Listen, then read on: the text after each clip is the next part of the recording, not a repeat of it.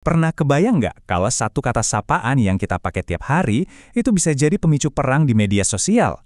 Ya, di balik sebuah kata yang kayaknya biasa aja, ternyata ada perdebatan sengit soal kelas, identitas, bahkan budaya. Yuk kita kupas tuntas bareng-bareng. Nah, semuanya itu berawal dari satu kalimat ini. Jangan panggil saya Mbak, Anda di Jakarta. Ini bukan dialog di sinetron loh, tapi keluhan beneran dari seorang penumpang yang bikin perjalanan ojek online yang biasa aja jadi heboh se-Indonesia. Dan dampaknya, wah, si abang driver langsung dikasih rating bintang 1. Buat mereka, itu pukulan telak banget buat pekerjaan. Keluhan ini kemudian viral dan meledak di mana-mana, jadi badai perdebatan di media sosial. Jadi, apa sih yang sebenarnya terjadi? Kenapa kata Mbak bisa sampai seheboh ini? Oke, pertama-tama kita telusuri dulu sumber masalahnya. Sebuah keluhan viral dari layanan ojek online yang jadi percikan api dari semua keributan ini. Jadi, coba bayangin skenarionya. Ada seorang penumpang perempuan di Jakarta, baru aja turun dari Ojo. Terus, si driver menyapa dia dengan panggilan Mbak. Sebuah interaksi yang kayaknya normal banget kan? Ternyata si penumpang malah marah besar. Reaksinya bukan cuma marah biasa. Dia nggak cuma negur, tapi langsung kasih rating bintang 1 di aplikasi. Buat seorang driver ojol, ini bukan sekedar angka loh. Ini ancaman langsung ke mata pencaharian mereka. Tapi, anehnya, reaksi netizen malah kebalikannya. Bukannya mendukung si penumpang, warganet justru rame-rame nyerang dia. Dia dianggap terlalu baper, bahkan dituduh punya prasangka kelas dan merendahkan budaya Jawa. Seolah-olah memandang rendah sapaan yang udah mendarah daging di masyarakat. Nah, sekarang ayo kita gali lebih dalam.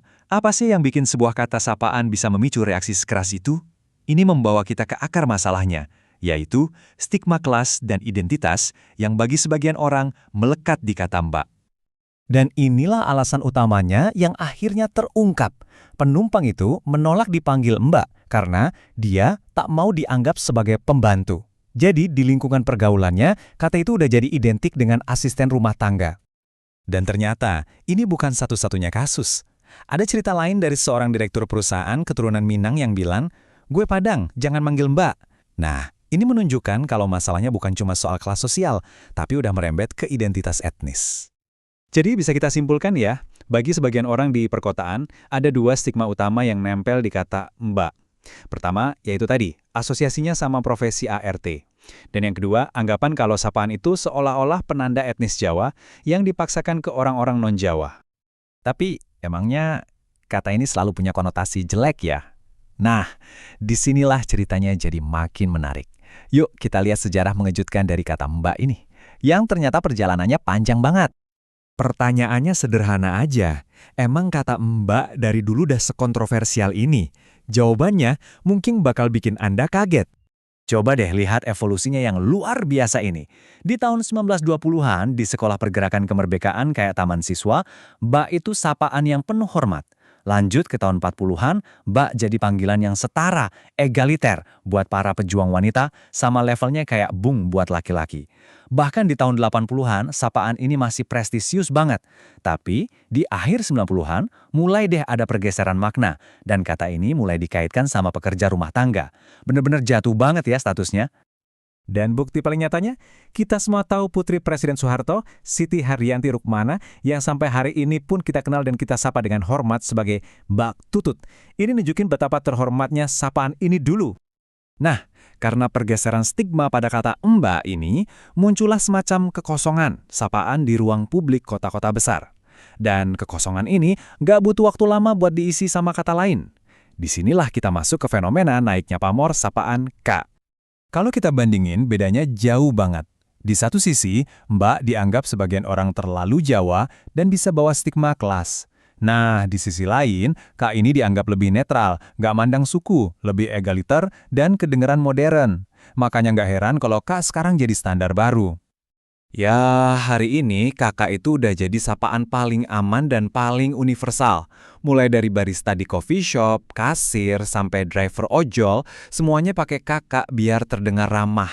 Dan yang paling penting, ya biar nggak menyinggung perasaan pelanggan kayak kasus viral yang kita bahas tadi. Terus gimana dengan non, sapaan yang disarankan si penumpang? Kata ini tuh asalnya dari bahasa Belanda, nona.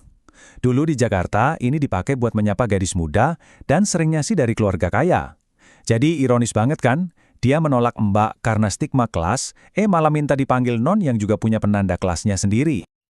Oke, setelah kita lihat semua sudut pandang ini, dari sejarah, kelas, sampai budaya, sekarang waktunya kita tarik kesimpulan. Kita masuk bagian terakhir, stigma versus realita. Jadi, pertanyaannya balik lagi ke awal. Sebenarnya salah atau menyinggung nggak sih kalau kita memanggil seseorang Mbak? Jawabannya adalah, stigma negatif itu sebetulnya bisa dibilang mitos sosial modern yang tumbuh di lingkungan kota-kota tertentu aja.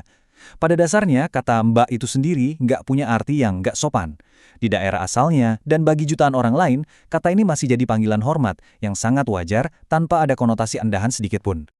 Kuncinya di sini adalah kita harus bisa bedain antara niat dan dampak. Niat si driver ojol mungkin baik, tapi dampaknya dirasa negatif sama si penumpang. Disinilah pentingnya kita menghormati pilihan pribadi seseorang. Kalau ada yang minta nggak dipanggil begitu, ya kita hargai. Tapi itu juga nggak berarti kita harus menghakimi atau merendahkan sebuah istilah budaya yang punya sejarah dan makna besar bagi jutaan orang. Dan ini membawa kita ke sebuah renungan terakhir yang lebih besar. Perdebatan soal Mbak ini cuma satu contoh kecil, coba deh kita pikirkan sejenak. Kata-kata apa lagi yang kita gunakan sehari-hari, yang mungkin tanpa kita sadari, justru mengungkapkan bias tersembunyi kita tentang kelas, suku, atau identitas orang lain.